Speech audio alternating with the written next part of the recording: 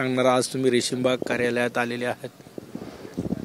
दरच वर्षी अधिवेशन काळामध्ये या ठिकाणी आल्यानंतर आपण या पवित्र स्मृतीस्थळाला अभिवादन करण्यासाठी येत असतो. आत्ता हे अधिवेशन सुरू आहे आणि शनिवारी अधिवेशन संपेल. या स्मृतीस्थळाला अभिवादन करून जे हिंदुत्वाचे विचार देशाला आदरणीय हिंदू हृदय सम्राट शिवसेना प्रमुख वंदनीय बाळासाहेब ठाकरे साहेबांनी दिले, तेच विचार आणि त्याच विचारांची प्रेरणा या पवित्र स्थळापासून घेऊन आम्ही सगळेजण या ठिकाणी काम करतो आहे. त्यामुळं या ठिकाणहून प्रेरणा घेऊन पुढची वाटचाल अधिक जोमानं करण्यासाठी अधिक स्रोत, अधिक ऊर्जा सगळ्यांनाच या ठिकाणी मिळते आणि त्याप्रमाणे आम्ही आज या पवित्र स्मृतीस्थळाला अभिवादन केलेलं आहे.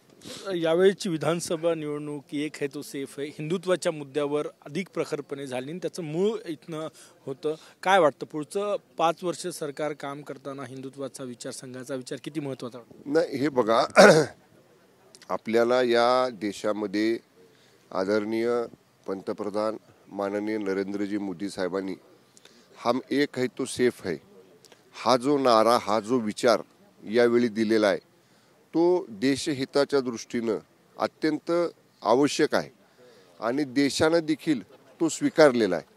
त्यामुळे सर्वांनी एक राहिलं पाहिजे, तरच आपण सुरक्षित आहोत. हे जे माननीय पंतप्रधान महोदयांनी एका वाक्यामध्ये पूर्ण देशाला सांगितलेलं आहे, त्यानुसारच या देशामध्ये सगळ्यांची वाटचाल पुढे चालू आहे आणि तो विचार फॉलो करण्याचं काम महाराष्ट्रामध्ये शिवसेना ही आदरणीय एकनाथजी शिंदे साहेबांच्या नेतृत्वाखाली करते आहे आणि ते आम्ही कायम पुढे करत राहू. अजितदादा गटाचे आमदार इथे येणं टाळतात, स्वतः अजितदादा पण येईल की नाही हा प्रश्न आहे. नाही, मला या बाबतीतली कल्पना नाही, कारण रात्री उशीरपर्यंत आम्ही सगळे सभागृहामध्ये होतो. मी थोडंसं या बाबतीत अधिक माहिती घेतो आणि आपल्याशी बोलतो.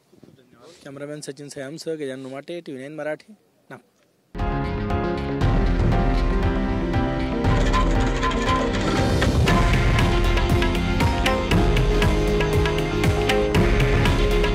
हे आहे देशातील नंबर 1 न्यूज नेटवर्क आणि आपण पाहत आहात TV9 मराठी. काळजी तुमची, हित महाराष्ट्राचं.